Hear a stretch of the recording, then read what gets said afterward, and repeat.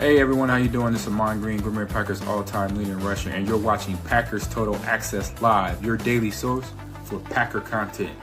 Go Pack, go!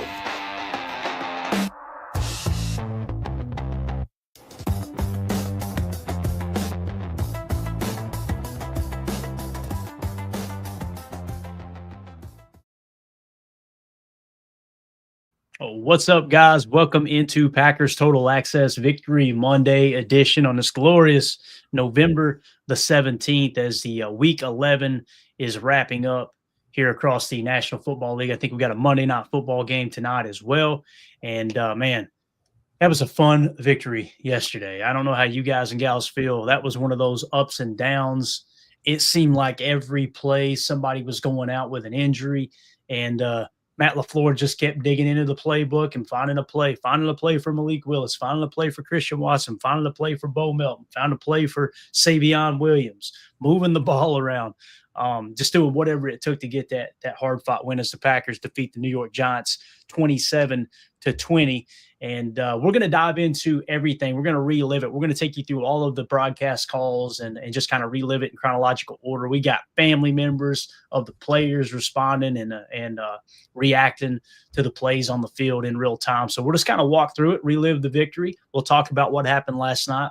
We'll wrap up the show with what happened last night between the Lions and the Eagles and how the NFC North sits as well. But before we get into everything, if you guys would do that YouTube stuff for us, hit like, hit subscribe. If this is your first time tuning into PTA, welcome. Thank you for making us part of your morning.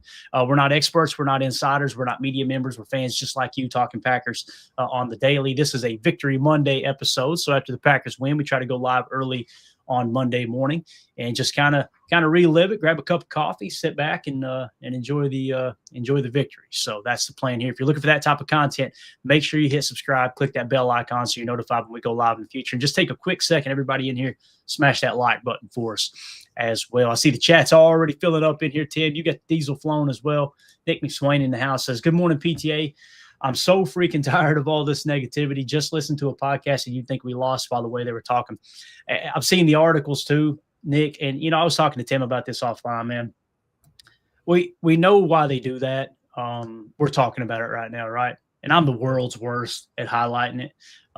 But it's one of those things that it's just something about anger in sports media that drives ratings. It drives clicks, the casual fan, if they were to wake up and go, yeah, the Packers won, and they see an article talking about, man, this doesn't feel like a win. What are they going to do? What's he talking about? Let's click on that, right? That's just the way it works, right? That's the business. We're not going to do that here. We're always going to be glass half full, like we always talk about. We're going to talk about the negative as well. But, it started last night for me, Nick, to be honest with you. Coming through Twitter, we call him for Rashawn Gary to be, something needs to be done about Rashawn Gary and this and that and the negative. And it's just like, holy cow.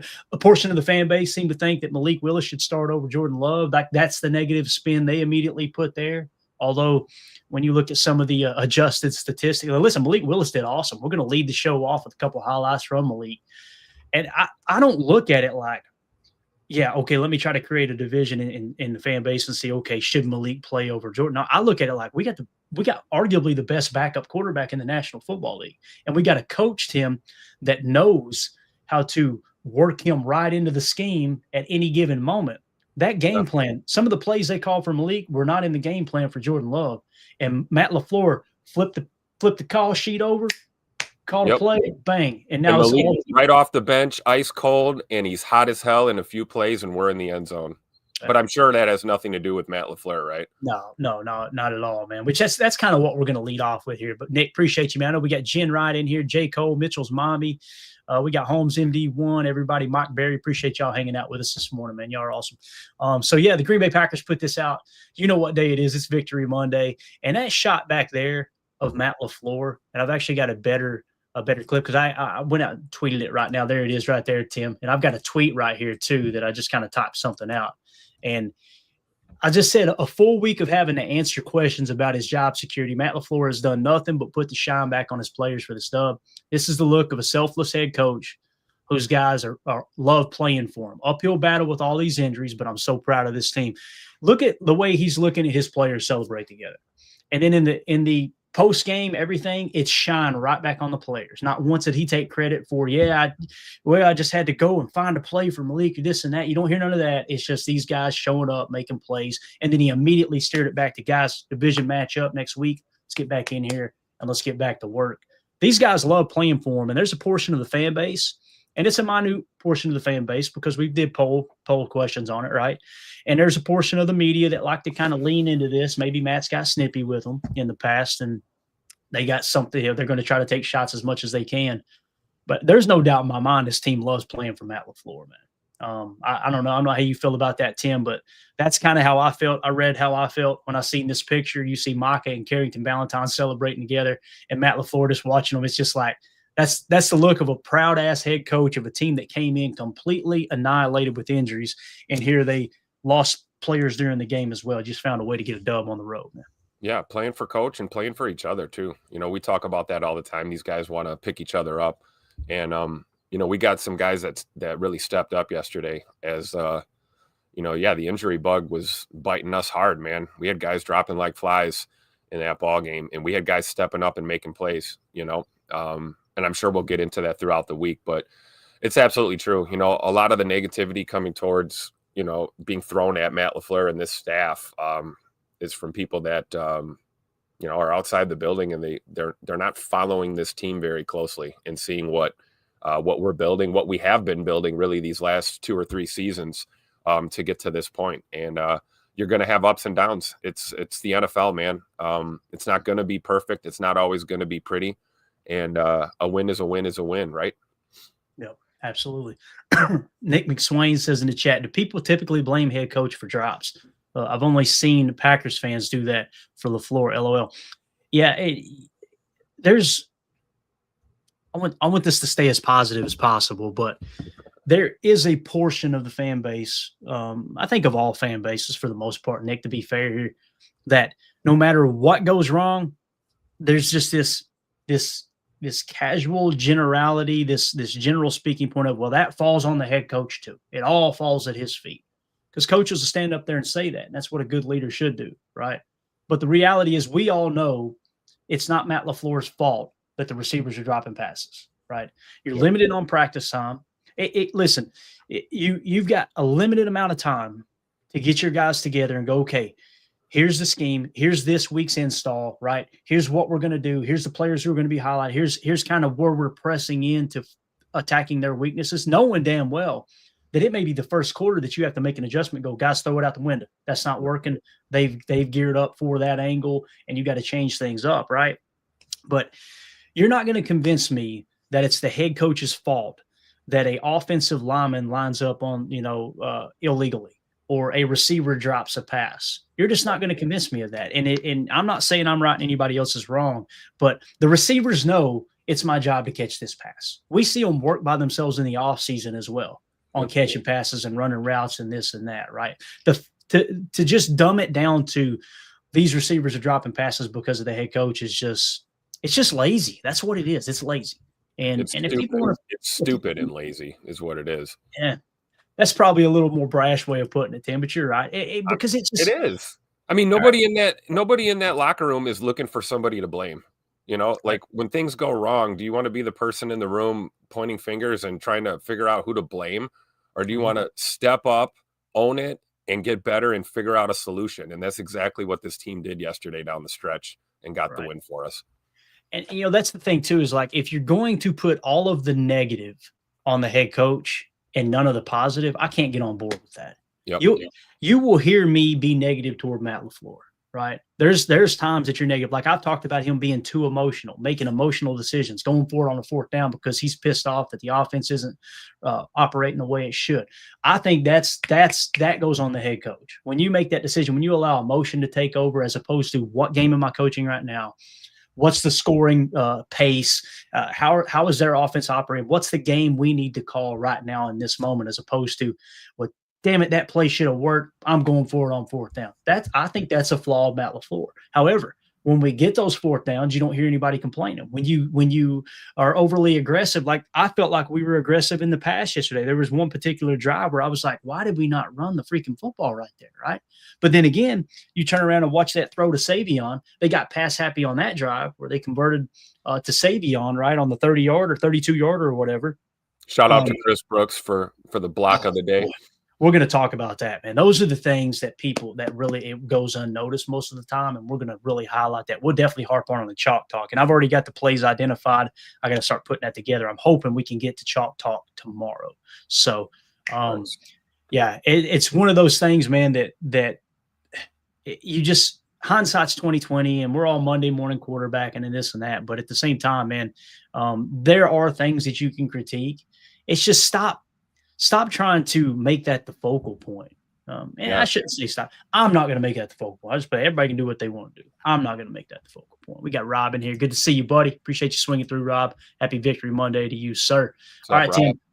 Let's start off with Matt LaFleur adjusting this offense with what I put a tweet out and said Willie Beeman in at quarterback. Every time Malik Willis comes in, I'm going to refer to him as Willie Beeman, as you can see here. If you'll give me a screen grab, Tim, let's relive the audio of this play. And this is a zone read play, right, of Malik Willis. And just so you guys know, they are in a gun nasty. It's 11 gun nasty. They came out in an empty chips look. Remember, we've been showing empty chips. They came out in empty chips, and then they bring the running back in on a sidecar right. So now the Giants have to pre-snap adjust. That's Matt LaFleur by design, putting them on their heels.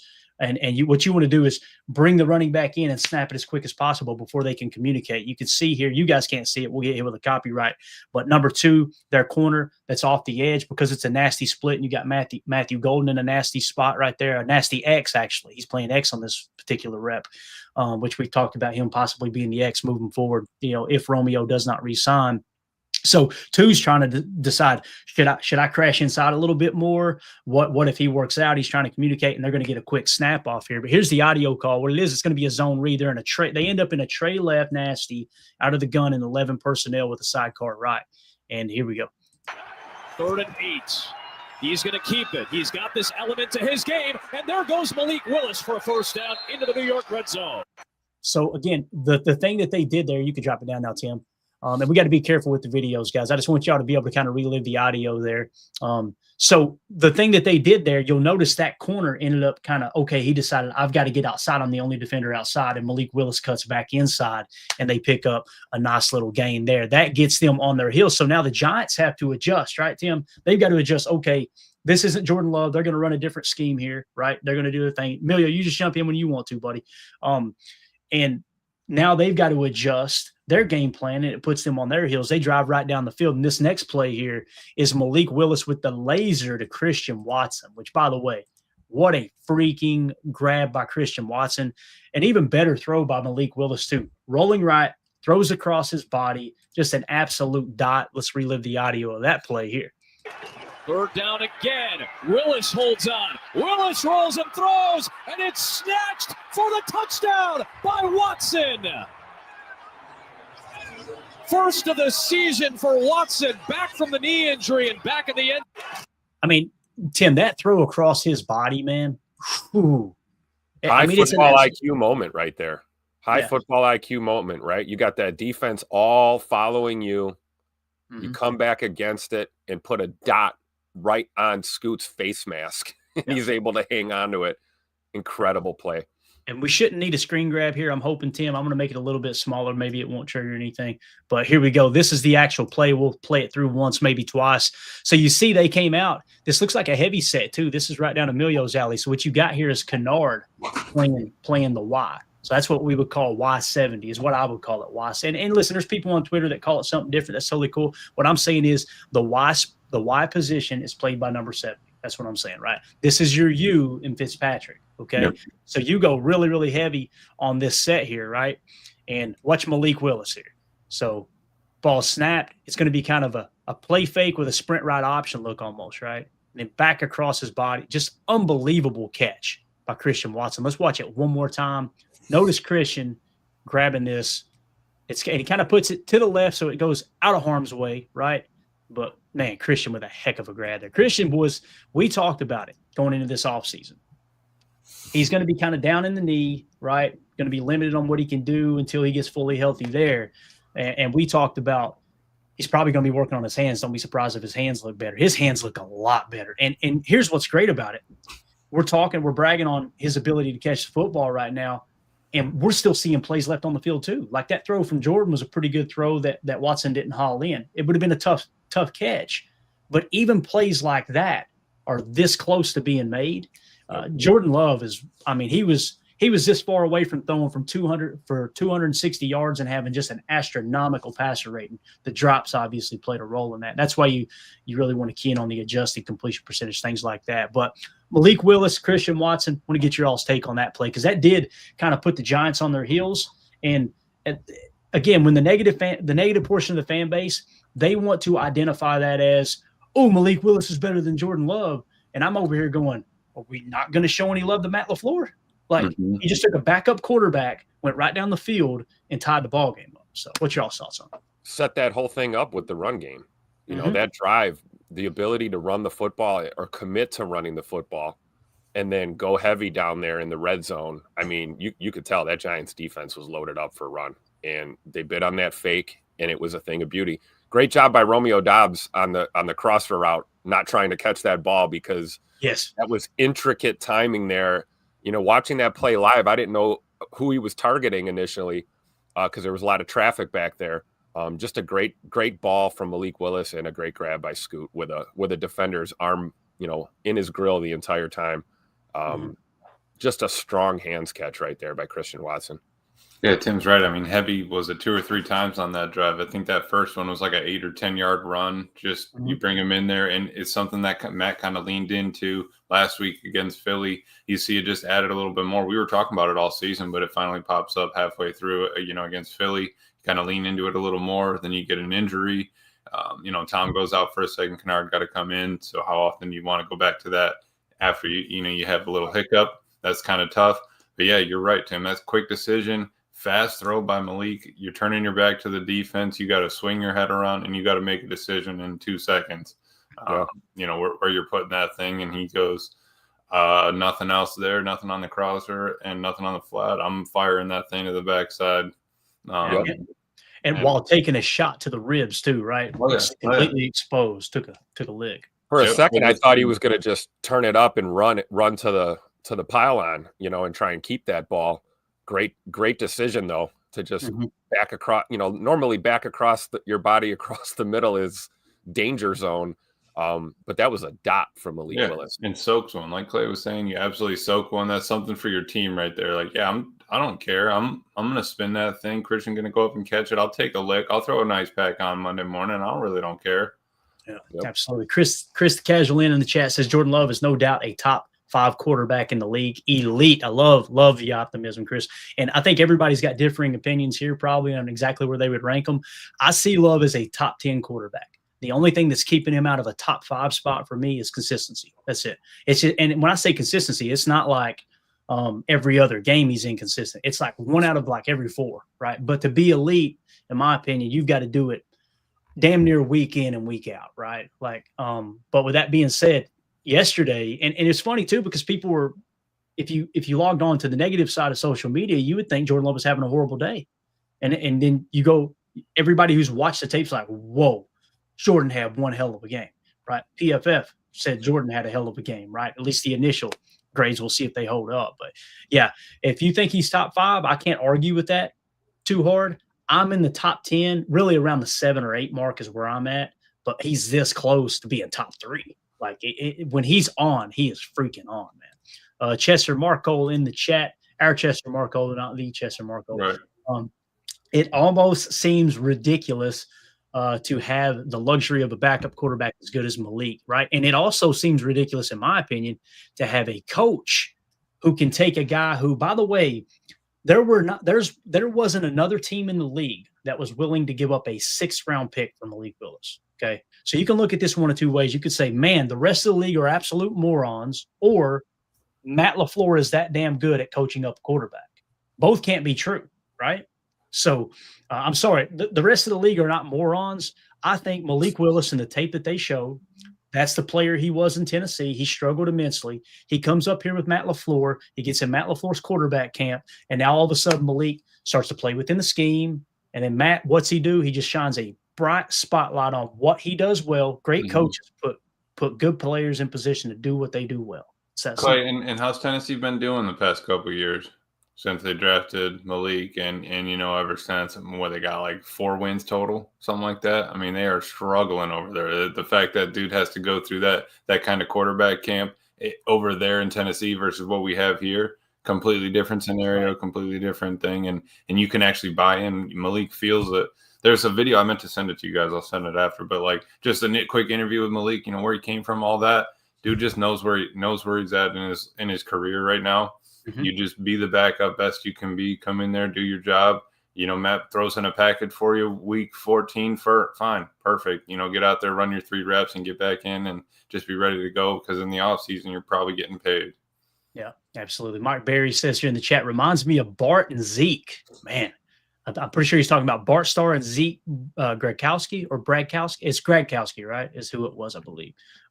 Bart, many people don't know, Bart Starr had a hell of a backup in Zeke. I think it's Zeke Gradkowski. You guys help me understand the last name there. I've got so many names going through my mind right now. But I think he filled in for Bart several times. And hearing like Max and all the guys, all the receivers are like, hey, he was just as good as Bart. Now, that an overstatement probably, but still a solid backup there and a different era of football, obviously. But J. Cole says, I told someone Love is better than Willis, but Willis is good backup. And shout out to Matt LaFleur. That sums it up for me. That's very well said. Very well said. Like you said, go to the back of the call sheet, right? In case of emergency, break glass. All right, we got our backup in. Let's run the packages that, tailored to his game with the personnel that we have, and the offense doesn't miss a beat. I mean, we could have been in big trouble there, by the time Jordan came back in the game.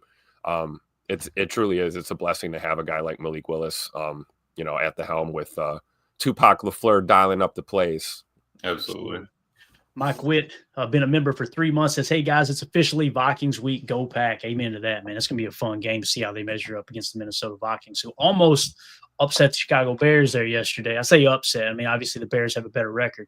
That was a fun one to watch down the stretch. They almost coughed it up at the end there, even though J.J. McCarthy been giving interceptions out like presents for sure. So, all right, Tim, we got a next one here. This on offense. Emmanuel Wilson with the touchdown run, giving the Packers the 13-7 lead. Here was the audio call there from Fox NFL on, like I said, Emmanuel Wilson filling in for Josh Jacobs here, not missing a beat. 10th play of the drive out of a run formation, and Wilson slips through and scores to give Green Bay the lead. His first touchdown of the season. Love it. And the thing that stood out to me here on this particular play, guys, is I think it was Jordan Morgan sealing off the edge, right? Like he kind of kicked back, seal block, Emmanuel Wilson right through the gap. Beautiful run. We'll be breaking that one down on Chalk Talk. It made the cut. I want to highlight that because, again, that was an 11-yard, I think 10 or 11-yard touchdown run. We talked about it. Go ahead. My bad. You're good. I was going to say, I feel like that's something Jordan Morgan's kind of got, or it's getting better in his game this year or whatever, is just that he's able to, obviously been a left tackle his whole life, him kind of feeling where the ball is supposed to go, play on behind him. Which way am I turning? Which way am I trying to get that defender to turn? I feel like his footwork has definitely gotten a little bit better from that, but just being able to kind of get that feel, know when you know where you need to be, especially playing left side your whole life. Now you got two-way goes everywhere. I'm proud of him, man. Happy that he's tearing it up. Yeah, definitely. And again, it takes time, right? Like we've talked about this. Like you just said, you play the left side of the offensive line your entire career from high school to college, right? Pretty much left tackle from what I understand. Yeah. Very little guard play. And then you're asked to play right guard. It takes some time to get acclimated to that. I know there's people that were ready to give up on him early. And listen, he hasn't played great this year, but what you are seeing are little glimpses of, hey, good rep, right? Yeah. Yep. So, and again, that the Josh Jacobs fourth and one run from last week got really, really highlighted on social media, and it was easy to go, man, Jordan Morgan doesn't get blown up by Jalen Carter right there. I didn't feel like he got blown up, and that's Jalen Carter. And if you look at it again, it would suggest that what Josh Jacobs was supposed to do was go AB left, and Jordan Morgan's trying to get inside placement. Zach Tom just gives him a little shove and moves up to the next level, almost like it's a duo call. And you had Sean Ryan and the other Sean Ryan and I think it was Rashid or Aaron Banks. It's more Sean Ryan than Aaron Banks. Aaron Banks just got pancaked, but Sean Ryan blows that A gap open on the left side, right? But I feel like Jordan Morgan, I didn't look at that rep and go, Jordan Morgan's cheeks. I looked at that rep and like, boy, he's going up against Jalen Carter out there. That's a tough. Same way I thought about Travis Glover, Clay, in the playoffs. I mean, come on, that's a rep right there. He's going up against. Come on. That's a good point. That is a really good point. Like there's a lot of people that rate Travis Glover over the Coles, but that's the same defensive line he was going against too, right? And we scored 3 points on. So Emilio's not raking Travis Glover over the Coles. No, he's giving them big old hugs. So here's another play. I wish we could show the whole play. Obviously, we can't unless somebody posts an all 22 or something on it or end zone cam. But this play design right here was all Matt LaFleur, guys. I don't know if you've seen it or keyed in on it or not.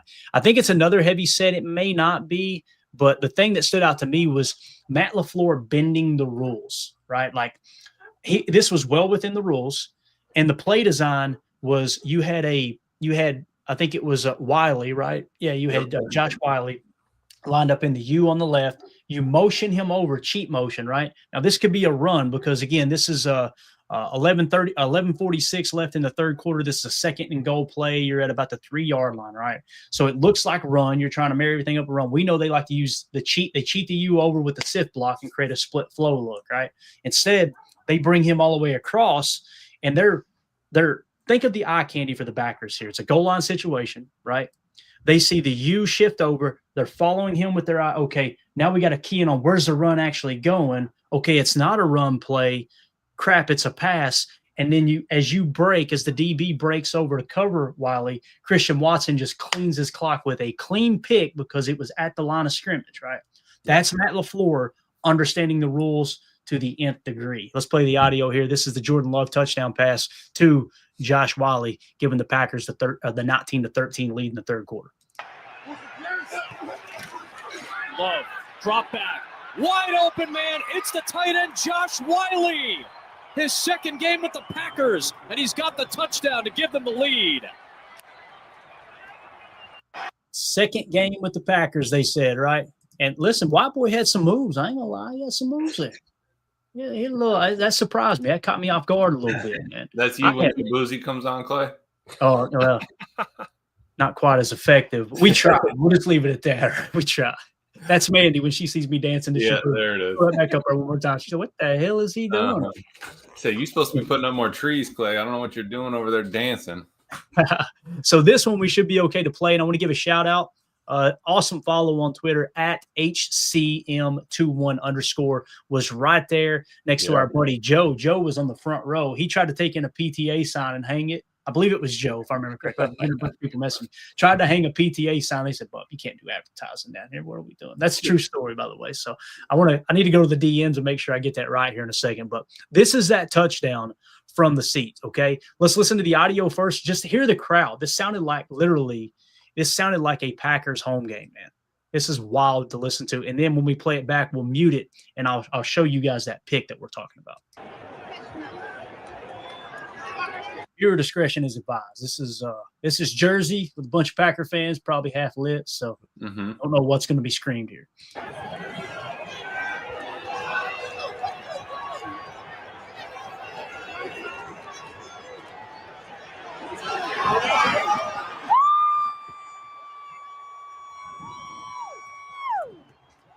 That dance right there. You no, that's Clay. That is you, Clay. I've seen you do that with Shabuzi comes on.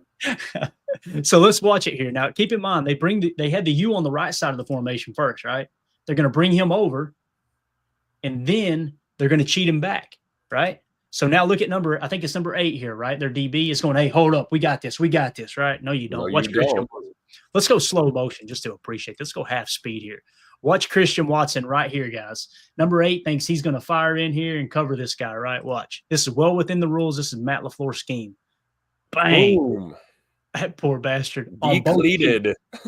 What's Christian on both cheeks? Now, this is the most important part right here, okay? You see the spot. Boom. Spike right here. This feet. This is when stuffed 1, crust is 2. on the way. Stuffed crust is being delivered right here. Look at That's this. Jacob every Thursday and Friday night. Tay Wicks coaching him up a little bit on the dance. I like it. Yeah. You know what he was thinking? No, that's bad. That's really bad. Taste it. I'm not even going to join in on that one. I'm just going to give you a nice little helmet tap. But yeah, that's beautiful. Christian Watson, 225 of probably 98% muscle, 99% muscle, and just stick his foot in the ground and put a shoulder in this cat. Boom. Sorry, buddy. He lands on both cheeks too. You know what I mean? It was just square. He was like, what the hell was that? Had no idea what hit him. So, Tim, I was told Matt LaFleur's a bad head coach. Yeah, and I was told Christian Watson's made out of glass and blah, blah, blah. Mm. Yeah, whatever, haters. Run this one back again. Yeah, shout out to HCM. She's a great follow. If you're on X, she seems like she's at every game, man. At least most of these road games. So one of the loyal Packer backers that travels well, like our fan base is known to do. So great content there. That was awesome. Yeah, she's awesome. Awesome follow. So, y'all, make sure you go give her a follow. We got a super chat in here I missed. I apologize, guys. Mike Witt with super chat. Thank you, buddy. He says 2 things. First, if anybody on our team other than number 9 catches the ball yesterday, we win by 3 scores. 2, Musgrave is not the answer. More snaps for Fitzpatrick and Wiley, please. I agree with all of that if you're talking in terms of Musgrave as a Y tight end, right, as a attached tight end. It's just not there. I've seen enough. I don't want to speak for anybody else on the panel here. I've seen enough to know he's not a true Y tight end. That doesn't mean we can't utilize him while he's under contract with the Packers. I love him in matchup situations out wide with maybe an undersized DB on him, that type of thing. He's just one of those guys who's going to catch the football and not get you a lot of yak, right? And yesterday he struggled to catch the ball, but it was hell. We had punters struggling to catch the ball off the snap. We had Jordan Love struggled to catch the ball off the snap. The wind was gusting so hard. They said 40 mile an hour, right? So I completely agree with you, Mike. If you're going to have a Y or a U in the formation, it should not be Musgrave unless people are banged up, right? And this again, another testament to Matt LaFleur. He's having to use Fitzpatrick and Wiley as his top 2 true tight ends. Think about that. I mean, You want snap counts for them real quick? Let's do it, man. Yeah.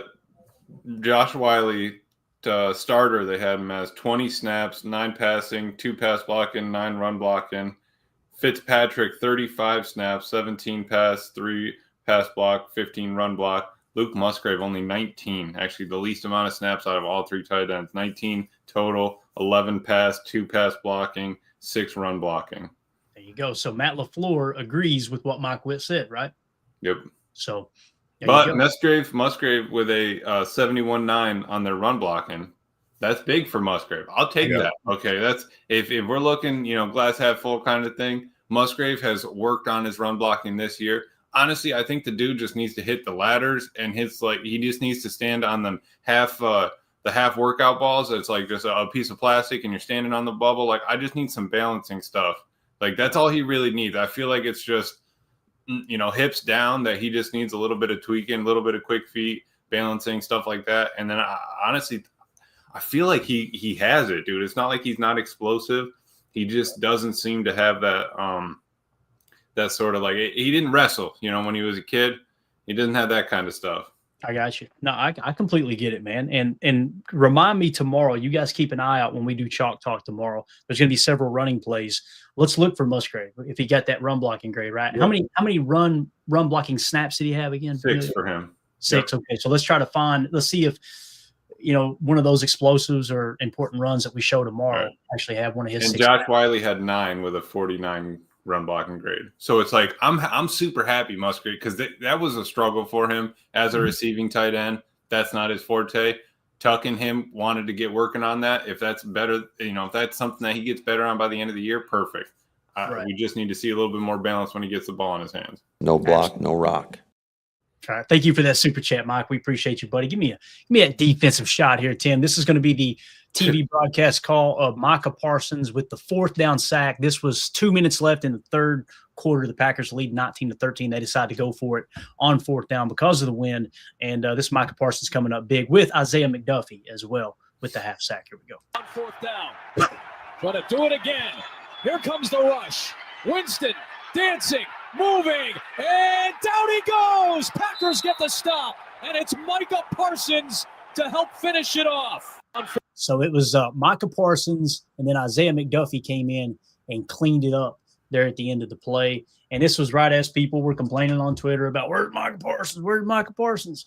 And just all of a sudden, bang, here he is. He finished the day. We'll let you listen to the other sack here in a minute. But that really kind of, to me, it set the tone, right, moving forward. Mm-hmm. And now the game, okay, now the Giants go back down and they score and they go up 20-19, right? And it's another one of those long drives converting on, what were they, 3 or 4 on fourth downs, right? So, again, for all the Matt LaFleur haters, I hope we're keeping that same energy this week, because last week it was there was like I seen people laughing talking about Jeff Hafley looked like he was in the box. I did my job, like trying to create this division, like somehow Matt LaFleur or Jeff Hafley's pissed at Matt LaFleur. Of course, they get to the podium, Jeff Hafley goes to bat for his head coach. It was like, I have total faith in our offense and Matt's ability to run the offense.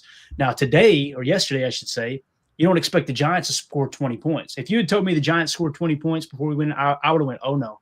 Yep. Something went wrong, right? But, again, we had the game picked 24-17. I did.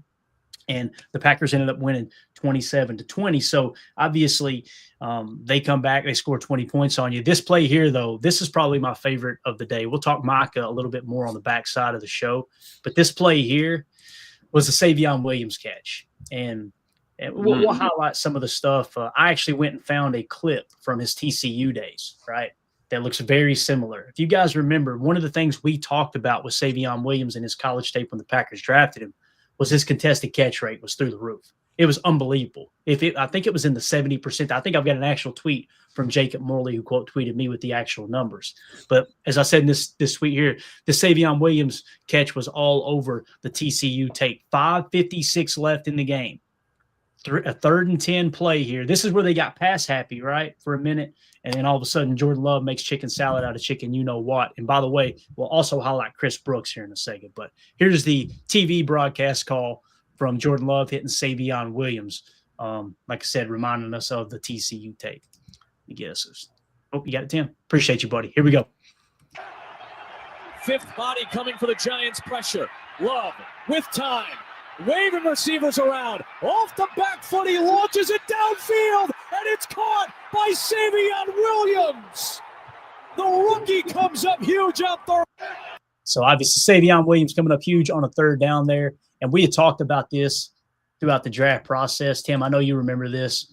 I thought we did pretty damn good with how extensive we were in our draft coverage this year. I got to be careful there. That's going to autoplay. So there's the catch, right? And I said it was all over the TCU tape. And Jacob Morley quote tweeted me. This was from NFL Draft Files, okay? College career contested catch success. Savion Williams, 25 of 34 in contested catch situations, 73.5% success rate. Come on now. Tim, look at the numbers of the guys that are below him, okay? Travis Hunter, 65%. 65%. Nico Collins, 63%. Drake London, 56%. Justin Jefferson, only 54%. Marvin Harrison Jr., 52%. CeeDee Lamb, 51%. Ted McMillan below CeeDee Lamb, and the list goes on. Those guys are all absolute dogs, too. So he's in good company at the top of the list. He's above T-Mac, and T-Mac was catching everything when we played against him. Yep. Now, you're probably going, why don't we see him on more vertical routes, right? I think what's hindered their ability or what am I trying to say, their want to put him in those situations that have contested catches is he's also versatile. You could look on the college tape and him as a wildcat quarterback, him on jet sweeps. He was dominant on that too, right? So I can understand why Matt LaFleur is like, hey, let's key in on this so we don't have to use Golden for that. We don't have to use Reed for that when he comes back. We don't have to use Watson for that anymore, right? Savion can be that guy and limit the amount of hits that these guys are taking. However, this play right here, I think it's going to unlock a little Savion. He was the motion guy there. We'll go back and watch the tape and see if he was the true F, but he motioned out and then came back. So, again, Tim, this is something I get really excited about because Savion is a player that you need to step up, and now you've got a little more confidence in him. Both Matt LaFleur has confidence in the contested catch, even more so than when they drafted him, and you damn sure know Jordan Love has more confidence in his contested catch rate. And you damn sure know Savion Williams is an absolute dog because he's been dealing with injuries since he got to Green Bay. You know, he had the shoulder during camp. He missed some time. we're dealing with this. I don't know what's going on with the foot in the walking boot. And I do remember at the end of that play, he looked a little hobbled walking to the sidelines. But this is a guy that's going to lay it all out there on the field for you. And these are studs that you need on your team if you want to win a championship, And I think one thing that goes kind of unnoticed is, you see the timing on that little hop step he did at the top to high point that ball and basically put his body in a position to make that catch. I mean, if he's not, on time with that, there's a high likelihood that ball's probably picked off. It's just an absolute great play by a great young receiver, and you never know who's gonna step up for you in this offense, And Savion's got a bright future, man. I just hope whatever's going on with that foot or that ankle is not something super long term. But he absolutely balled out for us yesterday. That's what I was going to say there, Emilio, too. He wasn't even 100%. Mike, we'll hit your super chat in a second. What do you think about Savion here, Emilio? Dude, that's a dog. That jet motion to get him the free release while moving. You use that speed to his advantage, get him out in the open, get him a little bit of space. Same idea when we get him the jet sweeps, the swing passes, get the ball in his hands in space. This is right after Jordan went to the right side looking for Matthew Golden. Okay, I threw it up to that rookie, no go. Let me give Savion a shot one-on-one. Sometimes you just need to throw it up there and give your players a chance. Dude's a dog. Don't be sleeping on the Horned Frogs. And I'm telling you, that's the offense I use anyway. That's the playbook I'm spinning it with. Okay, won a couple natties with that TCU offense, air raid specifically. The only thing they don't have is a wildcat formation. Besides that, man, we are cooking. And Savion's just a dog. We can use him in the punt. I mean, he's like a Christian Watson light that gets used in special teams as well. So it being his first year and everything, I think he can probably do some of the things that Christian can do as well. Got the same sort of frame. You put a little bit more weight on him, hit the gym in the off season. You don't have to worry about all the rookie stuff and actually get a weight room routine and then him back in here next year. We're getting busy. Absolutely. Mike Witt with the super chat says, so happy we won, but someone other than Micah has got to help out. Micah is going to get exhausted if he doesn't start getting help. Hopefully LVN coming back soon helps that. Thanks, guys. Yeah, I think LVN will help that tremendously. It will. And you guys know I love Rashawn Gary. I've been a big Rashawn Gary fan. I think he's gotten a lot of hate when he didn't deserve it. I've also talked about earlier this year, the writing's kind of on the wall with how the roster is being modeled out. Next year, probably going to take Gary taking a pay cut or some kind of restructure for him to return. We'll see how the rest of the season plays out. Started off really, really hot this year. Has cooled off since, but you're also seeing a lot of cage rushing going on. Not that was the case yesterday. I didn't feel like it was yesterday, but the last couple of games have been a lot of cage rushing going on with your Bryce Youngs and your Jalen Hurts, guys like that, right? So, again, in the run, too, there were several times we talked about this before the postgame show that you've seen Gary flash over on the run and make tackles. He's a solid edge defender in the run game for sure. So appreciate the super chat, Mike. We got Biz with the super chat. Says Biz 1987. Thank you, buddy. Another well-fought win. I'm trying to remember how competitive everyone is in the league. Just have to win in the NFL. Also, Matt called a great one. He really did, man. That was one of his top 5. It reminded me a little bit of the Tennessee game, Emilio, when we were down there. Because, again, Malik comes in and you see Matt has to flip that call sheet and go to something a little different. Yep. Just on the fly, makes it work. Great. How nice is it now that it wasn't just a 2-week, quick flip around, just got to the team and everything. He's been here for a while, knows the offense. I mean, Malik looked so calm. I mean, it wasn't even like it changed or anything. Malik's like, yep, no problem. I'll hop in there. O-line knows what's up. I'm going to spin it to Christian, whoever's out there. Let's go. Yeah. So another thing on that play that I want to highlight real quick, we're going to play it here, Tim, so you can just keep it the way it is and hopefully it don't get hit with anything. But I really want to point this out. This is that Savion Williams catch, and I want you to key in on Chris Brooks right here, guys. All right. Watch him in this pass protection. You want to know why Matt LaFleur loves Chris Brooks? Look at him immediately kick over. He picks up the blitzer through the A-gap. Bang. All right. That's one thing. That's good, right? That right there, you'd be good with that. Yeah. Now, watch him finish this. Now, look, he's kind of on his heels. Watch him recover. Yep. Look right there. Get your feet back under you. This guy's going, who the hell is blocking me right now? I thought this was a running back, right? Yeah. And now he's got him right now. Right here is crucial. You see the hands start to get outside. You're taught when you get outside, put your face right in their chest and just drive, or you're going to get called with a hold. Yep. You've got to prove you're the aggressor here. You're not just dragging somebody down, right? Watch him rebound right here. Bang, drive. That gives him the time to complete that pass to Savion. Unbelievable play, man. Unbelievable play. Get it off the screen before they hit us with a copyright. But it's just, again, Chris Brooks, another guy that when they signed him, you could tell Matt LaFleur was involved in that signing. When they signed him, he said he does everything well. He can run the football. He can pass protect. He can catch the ball out of the backfield. I rolled my damn eyes. I'm like, if he done all three of those good, if he could pass protect the way you're saying, Matt, he'd be on another roster somewhere. I was wrong. He was right. five plays, 75-2 on PFF. 78-4 pass blocking. He had a carry too, didn't he? Yes, he had like a 10-yard carry or something like that. Yes, 8 sir. yards. Yep, I think so. Yeah, love it. So again, man, just when you see third, I think we would say he's the third running back on the roster, right? When you see guys, third stringers stepping up and making plays, and you're going to try to convince me that this team doesn't want to play for this head coach, right. I'm sorry. Or even he wasn't prepared at the base levels. You're telling me third stringers not ready, and I'm pretty sure Chris Brooks' run came when Malik was in there anyway. Yeah. So you got your backup quarterback, your third string running back, and let's just Backup run center. Yeah, Backup tight end. yeah, run 2 read options back to back, and we gained 30, 40 yards. It's like easy. I mean, let me just put the pure runner in every time. That's like, come on now.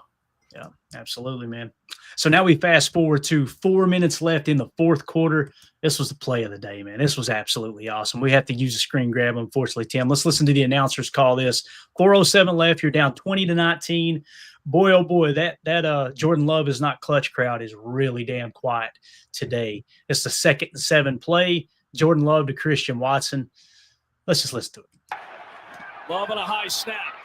Floats in. Watson up top. It is caught. Touchdown Packers. Green Bay's got the lead. How about these hands? Just Yeah, you see that one, Rex Ryan? Looked pretty Come on clutch now. to me. Unbelievable throw and freaking catch, man. Like, seriously, there was people saying, oh, that was just a chuck and duck. That was he just threw up a prayer. It was a high and to the left snap, probably because of the wind. Corrals it. Didn't even have time to go laces, I'm sure. Just grab that thing and throws a dot to the corner of the end zone. We've actually got a better angle here that we can play, I'm pretty sure. Love it. All right. This was shared on Christian Watson's Instagram account. All right. And you can hear the crowd once again sounding like a Packers home game here. Actually, let's just drop this down since it doesn't get any better. Here we go. This is a shot from the back corner of the end zone where the catch is made.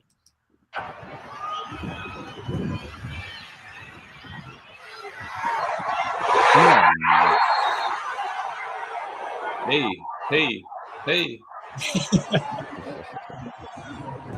That right there, that's what our boy Wiley needs to that needs to be the teaching tape for him. He needs to get in the film room and watch Christian dance. But again, man, did y'all hear the wind whipping too? Yeah. And to throw a touch pass like that, oh my God, dude.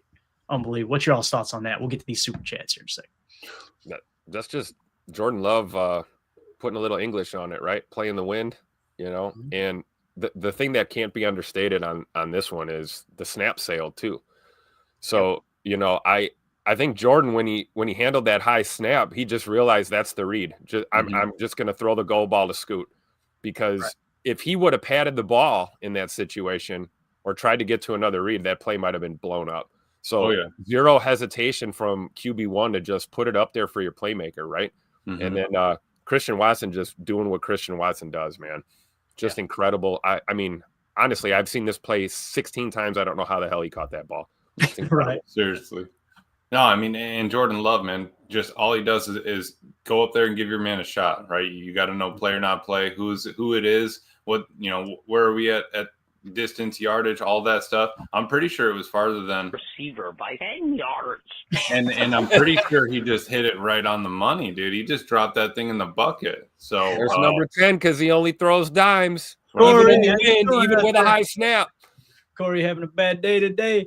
Lord, it's funny too. I guarantee you, both me and Tim had Tim. I had my finger on the trigger for Corey's drop too. Did you? Oh yeah. Emilio ended up hitting it. That's absolutely hilarious. Here's another shot of it too, Emilio. Just the all 22. Just so you can remember this guy. Oh yeah. We got to put him on the milk carton. We still haven't heard from old Maximus Best. What was it? Maximus Best what? Best soy. S8Y. That's like Ham Bubger 789 on Twitter. Oh, yeah. There's more football than everyone else. So here we go. This is a all 22 shot. We'll play it once and get it off the screen. Christian Watson sicko catch of the week. That's trademarked, by the way, by Jacob Morley. So here we go. And again, look, bad snap. That's the thing I want to key in on there, man. Look at that. That's just a dot, boys. You can't throw it any better. Double coverage, safety coming over too. Nah, screw it. Let me just throw it out there. Slot fade. Clay, that's that slot fade. Once you get that press coverage, you say, all right, I'm hitting that thing. Come on now. Yeah. And if Jordan misses there, the ball lands out of bounds, right? You put that ball in a spot to give your guy a chance to make the play. And that's Scoop's the playmaker. Tim, I saw him spin that thing. All I heard was this in the background. and then on top of that, I was like, is he trying to get more done? I just wasn't sure if he was trying to get – Jordan was out there cooking. We're not making it through this show. All right, so I don't think we'll get hit with a copyright for this one, but man, it was so cool. Lexi Watson, obviously Christian Watson's sister, and I believe it's Mama Watson in here too. Not one, but two. Let's go, Scoop, with the touchdown. Let's see the family's reaction. This is over on X. Make sure y'all go give Lexi a follow at the Lexi JWAY. And real estate needs there too. Reach out if you got some real estate needs. Here we go.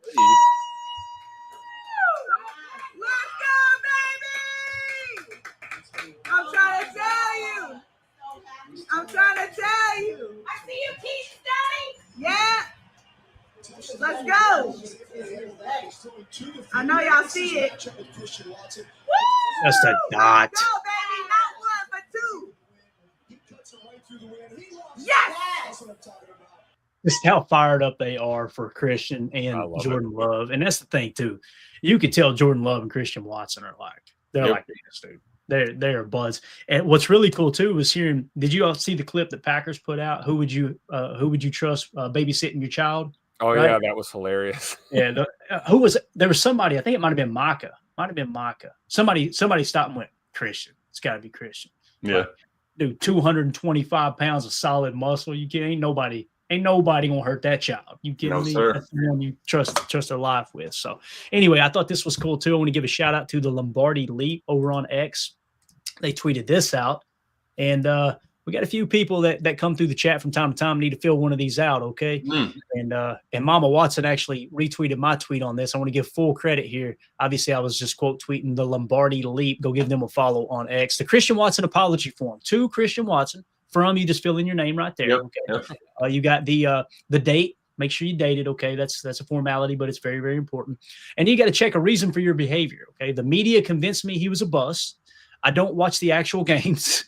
I don't understand what RAS means. I miss Devontae Adams. I was jealous of Christian Watson.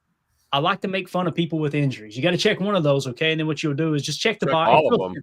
A lot of you need to check all of those. That's the truth.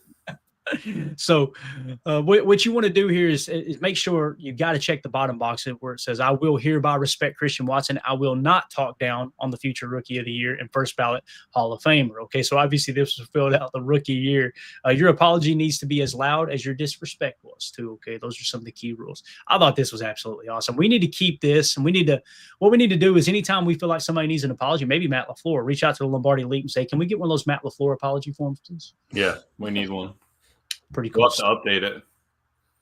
Absolutely love it. All right, let me get to these super chats real quick, and then we'll keep moving along here with Victory Monday. I believe, here we go. Biz 1987. Sorry for the delay, buddy, with the super chat. Thank you. We hit that one, didn't we? So it's Mike Witt down here. I apologize. Mike Witt with the super chat. I think number 11 coming back in a few weeks with those fresh legs that hasn't taken any hits in 2 months is going to open our offense. Maybe I'm wrong. Completely agree. I put a tweet out talking about all the stuff when Jordan Love threw that touchdown pass to Christian Watson.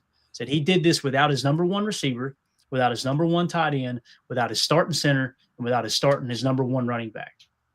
They made that drive happen to win the game with all that stuff. For all the people that want to downplay it because it was the Giants, right? With that being said, people responded and said, who's the number one receiver? Who's the number one receiver? I'm going to explain to you how I see a number one receiver, okay? Some people say a true number one receiver, like that dominant guy, this is the guy that you just throw the ball up hell or high water. I don't see the game that way. I'm not saying I'm right and anybody else is wrong. But I do not see the game as that's the dude, no matter what, I don't care what the coverage is, you just throw the ball up to him, right? To me, the number one receiver on a team is a guy who's leading in receiving yards. Who's the guy that leads in receiving yards, leads in the receiving touchdowns? He's the guy who's performing the best on the field. That was Jayden Reed the last 2 years. That's what I mean by number one receiver, being the top performing receiver on the team. That's the number one. Now, when people say a true number one receiver, that's a guy that warrants bracket coverage, that type of stuff. I'm just simply saying he was without his most productive receiver on the field for the last 2 years, not one, but both years that he's been in the league.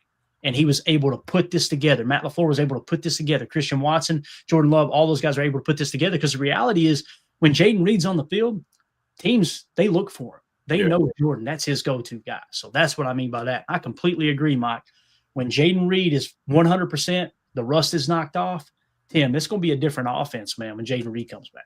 Yeah, man, I can't wait for Bird. We're hoping for Thanksgiving, right? We might get him back for that boat race in the Motor City against the Lions. I can't wait for that game. We don't want to get ahead of ourselves. We got to beat Minnesota this weekend first. But getting Reed back and the fact that they did the the dual surgeries. They fixed the foot, fixed the collarbone. Put Humpty Dumpty back together again. I think Bird's going to be flying out there, and this offense is going to be more dynamic with him out there on the field, and we need it because with the absence of Tucker Kraft, it's going to help to have all these weapons. And I agree with your statement about number one receivers. I mean, we're going back almost 2 seasons here. You can look at the production that we've gotten from Jayden Reed, and it's undeniable. Plus, Scoot missed a lot of time due to the injury, so Christian's just getting back in the fold. This is going to be prime for the playoff run here. Getting these weapons back. I cannot wait to see Golden, Watson, and Jayden Reed on the field together. It's going to be a thing of beauty. Absolutely. And again, that was Joe. I want to give a shout out to Joe. I'll butcher the last name. Grenevicky was the one I was talking about earlier that said he was trying to put a sign on the front row. So we appreciate you, Joe. You're the man. He was sitting right in front of the fan that had that Christian Watson touchdown, or maybe it was the Wiley touchdown. But nonetheless, what do you think about Jayden Reed coming back, Emilio? Anything you want to add to that, buddy? It can be so huge to have 11 back. It's honestly, it's just been like a blessing and a curse, the fact that we've had such a deep wide receiver room, but also gone through all these injuries. It's just kind of something that's happened for this team. You kind of lean on it when you look. I just remember the offseason, we had 3 or 4 dudes walking out there on the practice field. Jayden Reed's in a boot, Malik's out, Savion's out, Wicks is hurt, and just having 8, 9 wide receivers that you've been able to kind of rotate through. And as the year kind of closes in, you can zero those in. You get guys healthy. And just being able to sort of spread that wealth, everybody's not taking all the hits. You're going to hopefully come in a little bit healthier and towards the end of the season. You can still spin the ball around. And then on top of it, like Tim was saying, him not being out there, Matt can kind of lean on it. You can kind of go back to him, get it back into some of the plays from a year ago, 2 years ago. It just kind of opens everything up once you're not relying on one dude all year. It's not like we're just sitting there and spinning it to tag every time. You know what I mean? So we have an ability to get different things from our offense at different times, and I love that we have that. Yeah. This receiving is tough. And Mike, thank you for that super chat, Mike Witt. We appreciate you, buddy. Cheesehead Murph, too. Might owe K9 an apology. I think several people do. But listen, he's not a perfect DB, right? Nobody's expecting him to be a perfect cornerback. I think he's played damn good football for what he's been asked to do. He's a guy that – wasn't he undrafted? He was an undrafted free agent, right? The Raiders signed, if I remember correctly.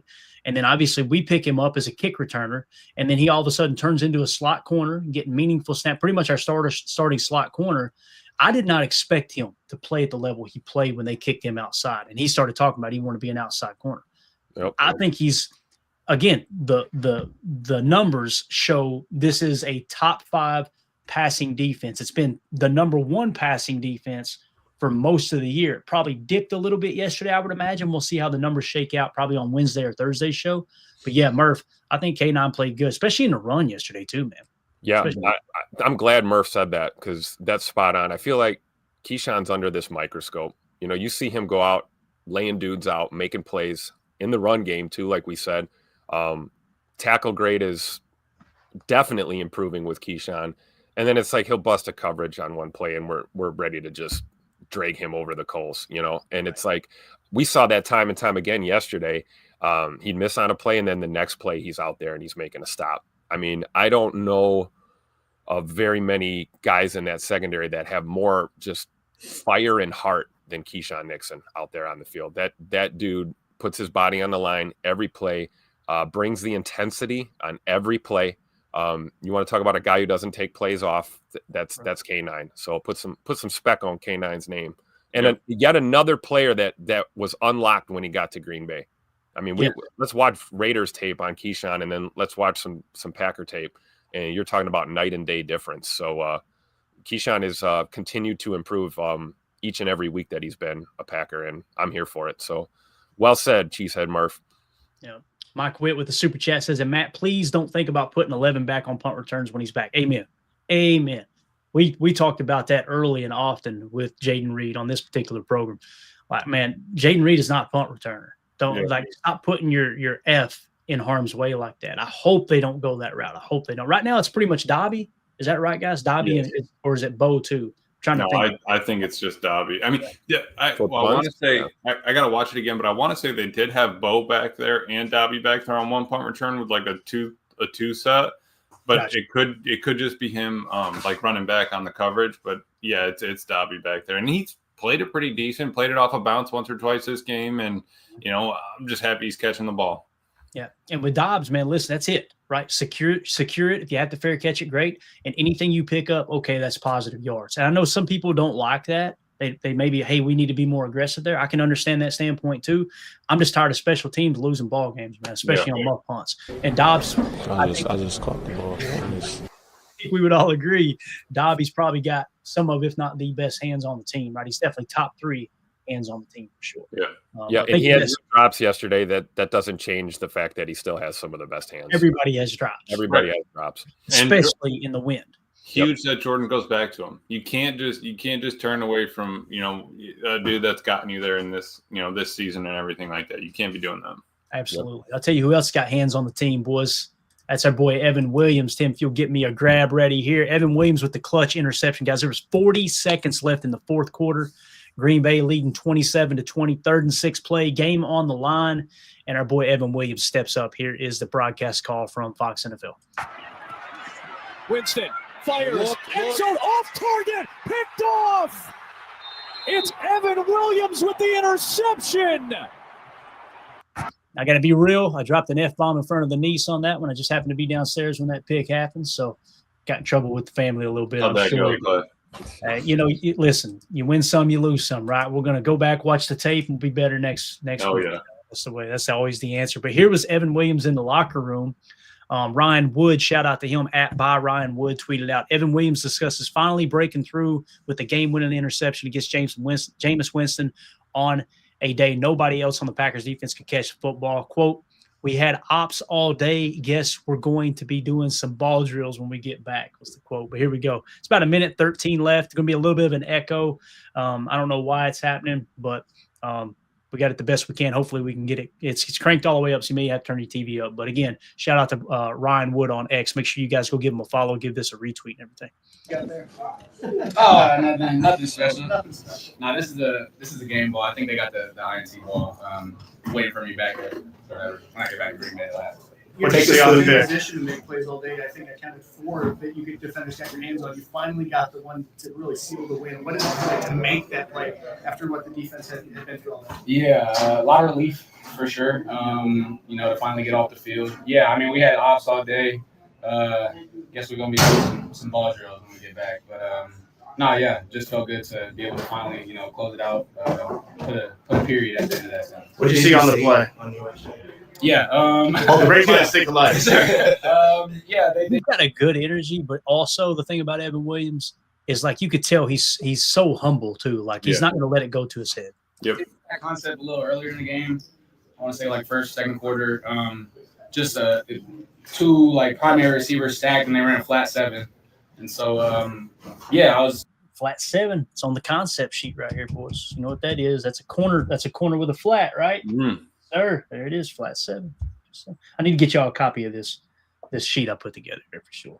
So yeah, flat 7. The 1 is a corner, the 2 is a flat. Little high-low read. He read it perfect. This is what when I drop the F-bomb, I may or may not have had a double cheeseburger in my hand standing in the kitchen watching the game, right? Because I'm trying to get a little food in me before the post game. Yep, carbon up. They showed the replay back. I said, oh, we got a little match. Carry the 2. F yeah. Got in trouble. Scampered back up the steps to the studio. You know what I mean? Got Put your head down, walk away. That's it, man. So I was in a half, and Jameis, once he got the I was in a half, probably cover 6 match. We talk about it all the time, right?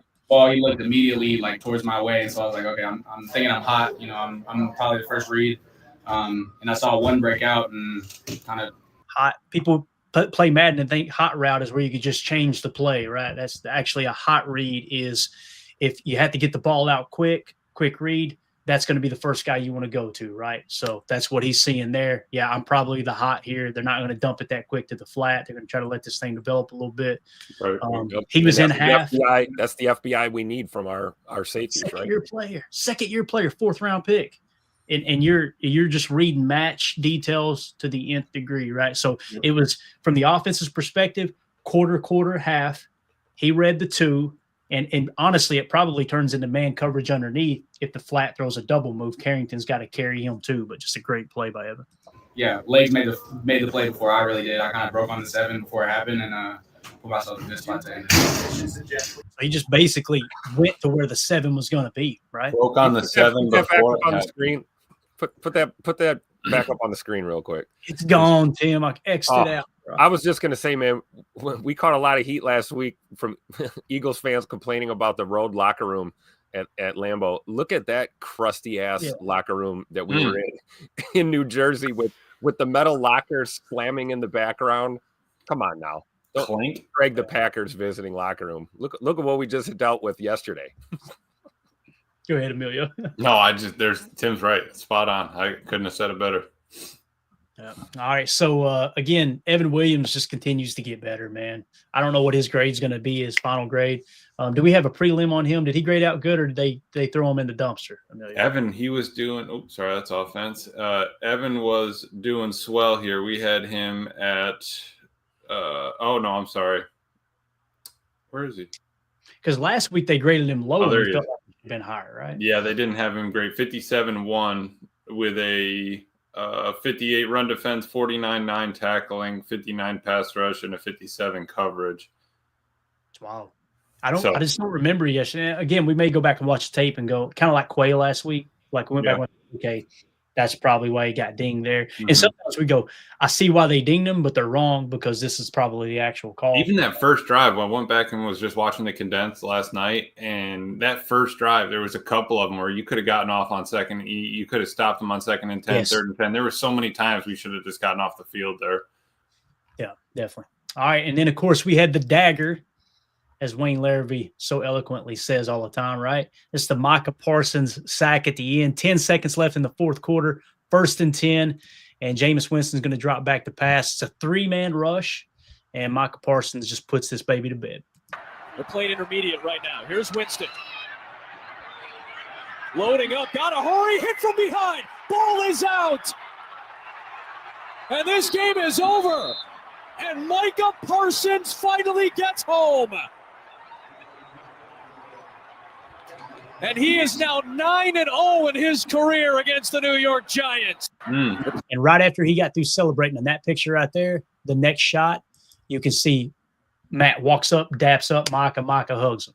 Like, I just love the fact that these guys got to go, man. Yeah, get him out of here. Get him out of here. He's lost the team. Idiot. There you go. That was in chronological order. And now let's have a little Victory Monday fun here. This was them coming down the tunnel. Carrington Valentine, dude. He cracks me the hell up every time he opens his mouth. This dude is hilarious, man. Just his demeanor. He reminds me of a buddy of mine. Rest in peace to Nate, a good buddy of mine in Knoxville. Unfortunately, we're going to the DA. He good kid, had just a fun energy about him, died way too young, just a great person. A good friend of mine, it was his son that I got to know. We were around the same age. Guy I used to work for in Knoxville, actually. But every time Carrington, his demeanor, the way he talks, his quirkiness, reminds me so much of Nate. But here we go, Victory Cam, and just about 11 seconds long, but just kind of feel the energy the guys coming off the field. We're in the box session. We just won. Go Pack. The Packers Bullard. I love Javon Bullard, man. Bullard's all business. Oh, yeah. Just All the time. flashes the dub. Real quick dub. Back to work. Yeah. And again, I just love this guy, man. He is absolutely What did he hilarious. say? Boxing? Friendly boxing match? I don't know what he said. Let's play it one more time. Let's see if we can pick up on what he says. It's just his demeanor that is hilarious, man. Box session. Box session. Boxing session. Friendly boxing session. Is that what it was? Okay. I'm not hip to the new lingo. Emilio, do you know what that's about right there? Negative. Nope. Yeah. Just gonna have to take a peek and see if he puts it up on his YouTube channel, and we'll see what he says. Yeah. So, and then we got the locker room clip, of course. Let's just play it here. We're gonna risk it. All right. And this is just awesome. Matt LaFleur in the locker room talking to the guys, giving out 3 game balls. Here we go. We came into this game and said, whatever it takes, it took all 60 minutes, and we found a way, and that's all that matters. Give it up for yourself. Give it up for yourself. Adversity.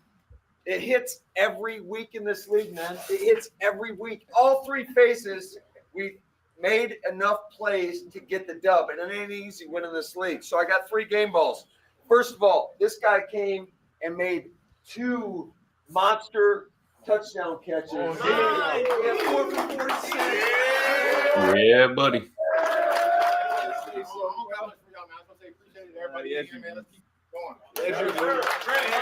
If you need somebody to flip the field, give it up for Daniel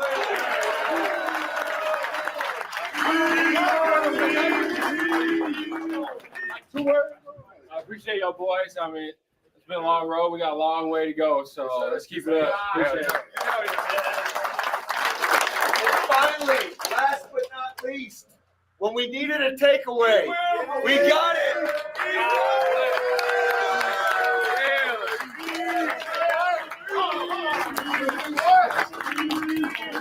I ain't got nothing to say, man.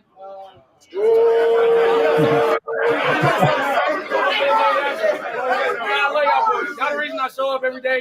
Give it all I got. I mean, it's always love for y'all. Let's keep going. It's a long road. We got to keep going.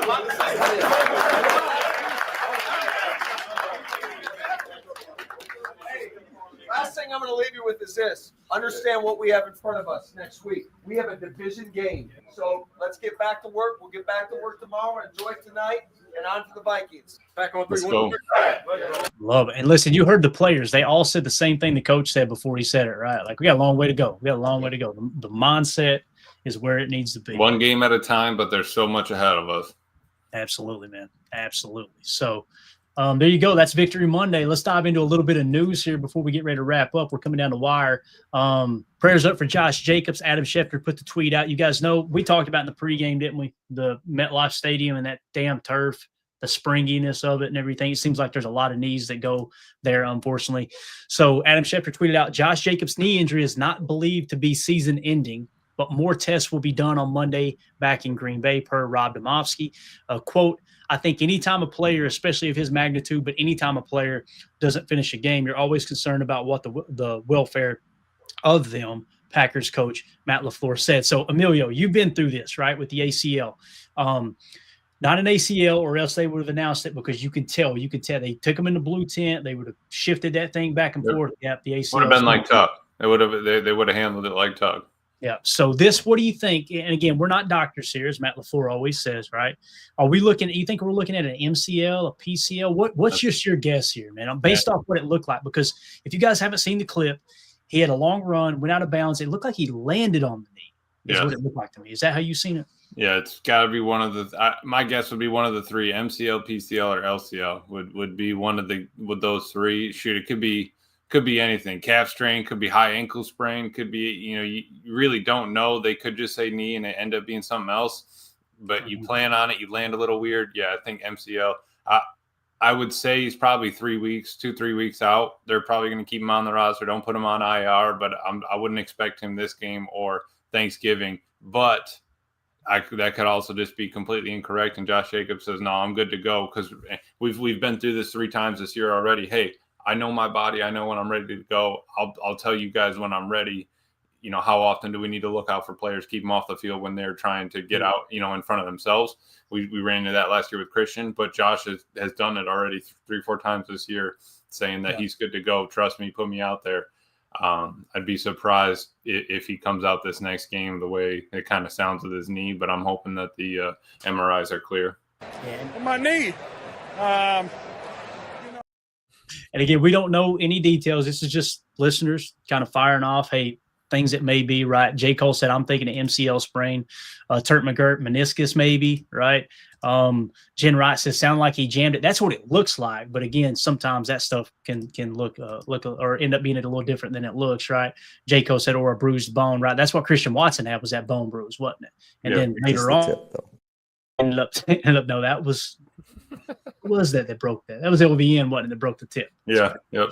Yeah, so, it's going to be, She said, Murph, did I hear a poop word, Emilio? No. Money in the swear jar? No, I don't think so, maybe. I'm around these knuckleheads so much, Murph. I'm just numb to it now. You know what I mean? And I never curse. You know how that goes. Yeah, right. Right. So again, prayers up for Josh Jacobs. Hopefully he returns sooner rather than later. But Tim, the main thing, let him get healthy, right? Don't rush this back, man.